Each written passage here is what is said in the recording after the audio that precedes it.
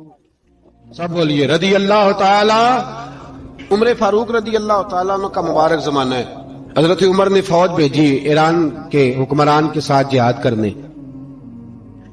ایران کے بادشاہ نے 2 عیسائی جاسوس بھیجے، کہنے لگا ذرا پتہ تو کرو مسلمانوں کا رات کا طریقہ کیا ہے، میں صف بندی کراتا ہوں۔ وہ ساری رات صف بندی کراتا رہا، 2 جاسوس آئے مسلمانوں کی معلومات کرنے۔ معلومات کر کے جب واپس گئے تو حضرت عمر فاروق رضی اللہ تعالیٰ عنہ کے سپاہیوں کو دیکھا، غور سے پلٹے تو بادشاہ کہنے لگا کیا حال دیکھ کے آئے ہو؟ کہنے لگا سارے مسلح پہ بیٹھے ہوئے ہیں، جتنے گھنٹے ہم وہاں رہے ہیں مجاہدین مسلح پہ رہے ہیں، یوں لگتا ہے جیسے ان کا دنیا داری سے کوئی تعلق۔ اور کہنے لگے بادشاہ کوئی ایسی طاقت ہے جس کو وہ بلا رہے تھے، کوئی ایسی قوت ہے جس کو وہ پکار رہے تھے، ہمیں بھی وہاں کھڑے ہو کے محسوس ہوتا تھا کہ ہاں کوئی ہے جو آ جائے گا ان کی مدد کے لیے، کوئی ہے جو پہنچے گا ان کی مدد کرے گا۔ ایران کا بادشاہ کہنے لگا مجھے سمجھ آ گئی ہے، وہ جسم کی طاقت سے ہی نہیں لڑتے، وہ کوئی غیبی طاقت ہے جس سے وہ لڑتے۔ بھائی وہ غیبی طاقت بھی تو ہمارے پاس ہم نے ناراض کر لیا نا، وہ بھی تو نہیں نا، مسجد کا رخ بھی تو کوئی نہیں۔ اور میں نے پچھلے جمعے بھی کہا تھا، پھر کہتا ہوں، وہن ہو گیا امت کو۔ نبی پاک نے فرمایا امت کو وہ کیا ہے، دنیا سے محبت ہو گئی ہے، موت سے کراہت ہو گئی، وہن ہے۔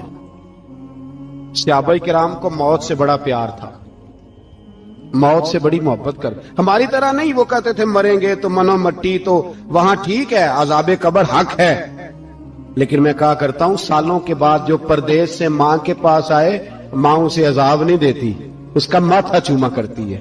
اور بھائی جو رب کریم کی بارگاہ میں جائے گا تیرا کیا خیال ہے، گل سڑ جائے گا؟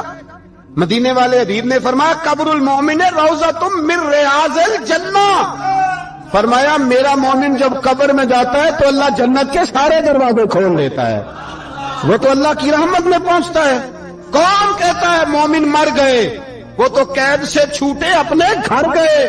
کون کہتا ہے قبر میں عذاب ہے تو صرف عذاب ہی ہے، ہاں مجرم کو سزا ملے گی، لیکن مومن ہمیشہ جہنم میں، وہ بالآخر جنت میں جائے گا، بالآخر جنت میں جائے گا۔ اور کسی درویش نے بات کی، وہ کر کے چلے گئے، بر کمال ہی کر گئے، کہنے لگے دوزخ میں میں تو کیا، میرا سایہ نہ جائے گا، کیونکہ رسول پاک سے دیکھا نہ جائے گا۔ نبی پاک سید عالم علیہ السلام کے غلام تو دیکھو نا، ساری زندگی عمر فاروق بخاری پڑھو تو صحیح، ساری زندگی عمر ہر نماز کے بعد کہتے تھے اللہم ارزقنا شہادت فی سبیلک، اللہ بسترے پہ موت نہ دینا، موت مجھے شہادت کی دینا۔ حضرت سیدنا مولا علی شیر خدا کرم اللہ تعالیٰ وجہ الکریم ساری زندگی کہتے رہے اللہ علی نے میدان میں عمر گزاری ہے، اسے شہادت کی موت عطا فرما۔ وہ بھائی یہ تو شہادتیں مانگنے والے۔ حضرت امام حسین میدان کربلا میں کھڑے تھے، شمر کہنے لگا حسین تیری چاروں جانب موت ہے، تو آپ فرمانے لگے تجھے ابھی ہمارا پتہ ہی نہیں، موت سے تو ہمارا پیار چلتا ہے، اور فرمایا یہ شہادت تو ہمارا پیچھا کرتی ہے، پہنچ جاتی ہے جہاں ہم ہوتے ہیں، موت سے ڈرا رہا ہے۔ مسلمان کا مرنے کو دل نہیں کرتا، ورنہ وہ اتنی بڑی کوٹھی میں کون رہے گا؟ مرنے کو دل اس لیے نہیں کرتا کہ وہ جو 6 کروڑ 10 کروڑ ڈالر لوٹ کے رکھے مر گئے تو کھائے گا کون؟ وہ فقیر فاقہ مست تھے، ان کا گھر ہی کوئی نہیں تھا، ان کے بینک بیلنس ہی کوئی نہیں تھے، وہ کہتے تھے گھر ہمارا ہے وہ جو ہمارے رب نے تیار کیا ہوا ہے، ہمارا بینک بیلنس ہے وہ جو ہمیں جنت میں جا کے ملے گا، ان کا تو یہ کھاتا ہی کوئی نہیں تھا، اس لیے وہ شہادت کی۔ حضرت عمر بن جموع رضی اللہ تعالیٰ عنہ میدان احد میں 4 بیٹے لے کے آئے، کتنے بیٹے بول کے بتائے؟ 4 بیٹے لے کے عمر بن جموع آئے، اور خود ایک ٹانگ سے لنگڑے سے آپی ہیں، ٹانگ چھوٹی ہے، حضور کے سامنے کھڑے ہوئے کہا محبوبہ میرے 4 ہی تھے، میں 4 لے آیا ہوں، قبول کر لے۔ تو حضور نے فرمایا تو کیوں تلوار اوڑے آیا ہے، یہ تو نے کیوں گلے میں اسلحہ ڈالا ہوا ہے؟ کہا یا رسول اللہ میں نے بھی تو جانا ہے نا۔ تو حضور نے فرمایا 4 بیٹے جو ہیں۔ تو حضرت عمر بن جموع نے بات کی، صحابہ کہتے ہیں ہم لبوں سے مسکرا رہے تھے، آنکھوں سے رو رہے تھے، کیا عجیب انداز ہے۔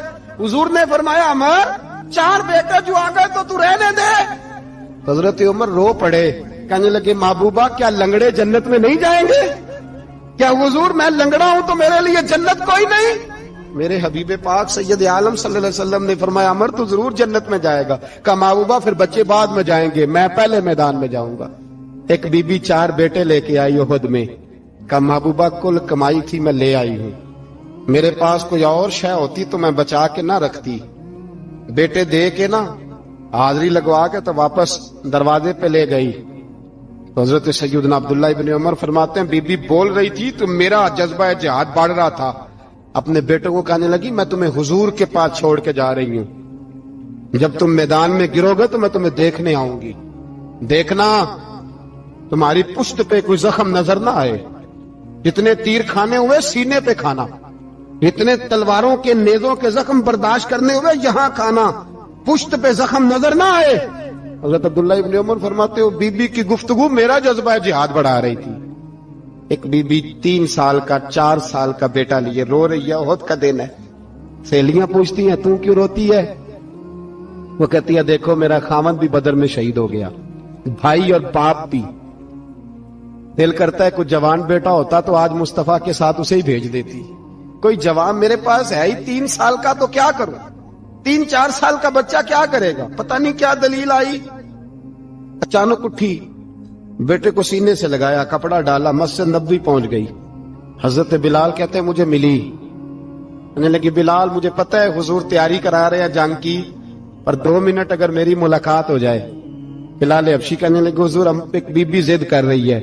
حضور باہر آئے، کہنے لگی حضور میں فلاں کی بیٹی، فلاں کی بہن، فلاں کی بیوہ ہوں، میں نے بدر میں 3 شہید دیے ہیں، اب میرے پاس یہ 3 سال کا لال ہی بچا ہے، بڑا فخر ہے میرا، لوگ مجھے شہید کی بیوہ، شہید کی بیٹی، شہید کی بہن کرتے، دل کرتا ہے شہید کی اماں بھی کہیں جاؤں تو میرا بیٹا لے لیں۔ سیدنا بلال کہتے ہیں حضور مسکرائے، کہنے لگے یہ 3 سال کا نونہال کیا کرے گا؟ کہتے ہیں اماں کا عجیب جذبہ ہے۔ کہنے لگی محبوبہ سنا ہے اسلحہ بھی تھوڑا ہی ہے، ڈھالیں زیادہ کوئی نہیں، میرا بیٹا ساتھ رکھ لیں، جب آپ کی طرف کوئی تیر آیا نا تو میرا بیٹا ڈھال کے اس کو ڈھال بنا کے آگے کر دینا۔ محبوبہ ڈھال تو بن ہی سکتا ہے نا۔ حضرت بلال فرماتے ہیں مصطفیٰ کریم نے فرمایا جا میں نے قبول کیا، قیامت کے دن بیٹا گھر لے جا، جب تیرا نام پکارا جائے گا تو شہید کی اماں کہہ کے پکارا جائے گا، جا تو گھر لے جا۔ کہتے ہیں چلتے چلتے ایک غریبنی اور آ گئی، اتنی سی اٹی بان کی، اتنی سی، بلال حضور سے ملاقات ہو جائے گی۔ نبی پاک آ گئے، کہا محبوبہ یہ غلبہ اسلام میں میرا بھی حصہ ڈال لے۔ حضور نے فرمایا یہ کیا ہے؟ کہنے لگی حضور خاوند فوت ہو گیا، اولاد اللہ نے بے نیازی سے دی نہیں، سویرے چرخہ کاٹ کے رزق حلال کھاتی ہوں، میرے پاس نا یہ اتنا سا بان ہے، ایک گھوڑے کی لگام بن جائے گی، محبوبہ حصہ تو ڈال جائے گا نا دین کے لیے، میری قبولیت ہو جائے گی۔ میرے حبیب نے ہاتھ اٹھائے اور دعا مانگی، کہے اللہ جتنا تو میدان کے مجاہدوں کو اجر عطا فرمائے اتنا اس غریبنی کو بھی عطا فرما۔ حضرت عمر فاروق رضی اللہ تعالیٰ عنہ رات کا وقت چہرے پہ نقاب ڈال کے گلی میں گھوم رہے تھے، میں بھی گلی میں نکلتا ہوں، آپ بھی نکلتے ہیں، لیکن مقصود یہ ہے کہ ذرا پتہ کریں باہر کی ہوا کیسی ہے، مقصود یہ ہے کہ پتہ کریں کہ آج برگر کس دکان کا اچھا ہے، معلومات کریں کہ محلے کی سیاست کس رخ جا رہی ہے، وہ بھی نکلتے تھے، لیکن مقصود یہ نہیں تھا، مقصد سمجھ گئے تھے نا، وہ اس لیے نکلتے تھے کہ پتہ کروں کوئی دکھی تو نہیں، کوئی تکلیف میں تو نہیں، کوئی آزمائش میں تو نہیں۔ دیکھیں نا کام وہی ہے، میں بھی کرتا ہوں، آپ بھی کرتے ہیں، ساری دنیا کرتی، لیکن وہ ایکم احسن عملا، کردار کس کا ستھرا ہے، ذہن کس کا اونچا ہے، ذوق کس کا بڑا ہے۔ زندگی وہ بھی بتا گئے، ہم بھی گزار رہے ہیں، لیکن وہی کمزور باتیں اور وہی روایتی گفتگو اور وہی لب و لہجہ اور وہی دنیا داری کے مخصوص سی ہماری گفتگو، فلاں کیا کر رہا ہے، کہاں پہنچ گیا، اگر پیسے کسی نے نہیں کمائے تو کہاں نکھٹو ہے تب نہیں کمائے، اور اگر زیادہ کما لیا تو کہنے لگے 1 نمبر طریقے سے تو نہیں کمائے جا سکتے، یہ کوئی غلط رستہ بڑی گفتگو ہے، بس نشستن گفتن برخاستن۔ تو اعلیٰ کام، اعلیٰ کردار ان لوگوں، حضرت عمر گزر رہے تھے تو غلام ساتھ تھا، ایک شخص کو دیکھا کہ مدینے کے باہر خیمہ لگایا ہوا ہے، بھئی خیریت ہے، یہاں خیمہ کو لگایا؟ کہنے لگا امیر المومنین سے ملنے آیا ہوں، رات ہو گئی تھی تو سوچا یہیں قیام کر لیتا ہوں، صبح ان سے ملوں گا۔ تو فرمایا اندر کسی کے درد سے کراہنے کی آواز آتی ہے، کہنے لگا میری بیوی ہے اور بچے کی ولادت کا وقت آ گیا، تکلیف میں۔ حضرت عمر دوڑے گھر گئے، اپنی اہلیہ سے کہنے لگے نیکی کمانے کا ارادہ ہے؟ اس نے کہا ہے۔ مقصد سمجھ گئے تھے نا وہ لوگ، بالکل ہے۔ فرمایا جو ضرورت کی چیزیں ولادت کے وقت ہوتی ہیں لے لے، کچھ گھی لے لیا، کچھ چنے لے لیے، کچھ ضرورت کی چیزیں لے لی، خاتون کو ساتھ لیا۔ یہ خاتون اول کی بات کر رہا ہوں میں خاتون اول کی بات کر رہا ہوں۔ حضرت فاروق اعظم رضی اللہ تعالیٰ عنہ امیر المومنین ہے۔ حضرت عمر نے اپنی اہلیہ کو ساتھ لیا، جہاں وہ شخص تھا وہاں آئے۔ اہلیہ نے حضرت عمر کے ذمہ کام لگایا، آگ جلا لیں، یہ تیل لے لیں، فلاں فلاں چیز گھی میں ڈال لیں، بنانی شروع کر دیں۔ فاروق اعظم نے ہاتھ کے اندر پکڑا ہوا برتن، چمچہ، ڈوئی بھی آخ لی دے، پنجابی ہے نا ہم، تو وہ کام کر رہے ہیں، چلا رہے ہیں، آگ جلا رہے ہیں۔ خاتون اندر ڈیوٹی کر رہی، تو وہ شخص جو تھا نا جس کی بیوی تھی، وہ کہتا ہے میں 2-3 دفعہ کا غلام ادھر آ، فلانی چیز بتا۔ میرے ذہن میں یہ تھا کہ امیر المومنین نے کو بندہ کھڑا کیا آنے جانے والے مسافروں کا خیال کرے۔ میرے سے 2-4 دفعہ میں نے اپنے لفظوں میں بات بھی کہہ دی، لیکن جب اندر میرے بچے کی ولادت ہوئی تو اندر سے میری بیوی بولی اور حضرت عمر کی اہلیہ بولی اور بول کے کہنے لگی امیر المومنین مبارک ہو، آپ کے دوست کو رب نے بیٹا دیا ہے۔ وہ شخص کہتا ہے میں باہر کھڑا تھا، وجود تڑپ گیا، آنکھیں برس پڑی، کبھی نہیں رویا تھا پر کیفیت عجیب بن گئی۔ کوئی تقریر نہیں سنائی، کوئی اعلیٰ شعر نہیں انہوں نے پڑھا، میں نے جوں لے کر ان کے سر سے پاؤں تک دیکھا۔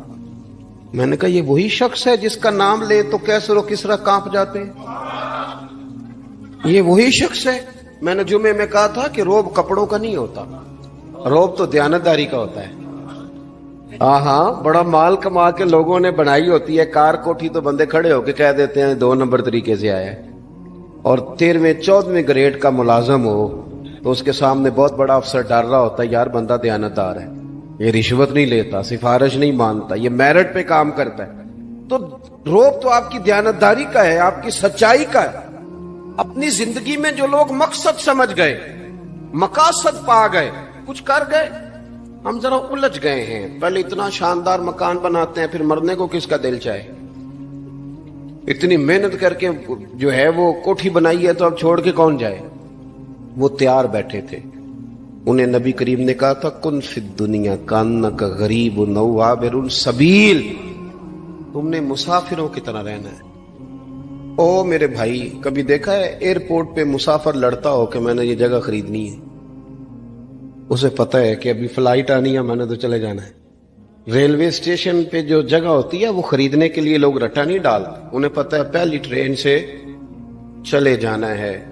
بس سٹاپ پہ جھگڑے نہیں ہوتے کہ یہ کرسی میری ہے، جانا جو ہے مٹی دیں تے مٹی رہنا ہی، ایویں کادی بلے بلے، اج مٹی دے اتے بندے آتے کل مٹی دے تھلے۔ اتنا زیادہ مقصد نہیں نا جب سمجھتے تو بے چین ہے، بے قرار۔ بعض لوگوں نے اتنے پیسے جمع کر لیے کہ اتنے کھا نہیں سکتے، اتنی ضرورت نہیں، لیکن اس کے باوجود ہے کہ وہ دوڑ ختم ہونے کا نام ہی نہیں لے رہے۔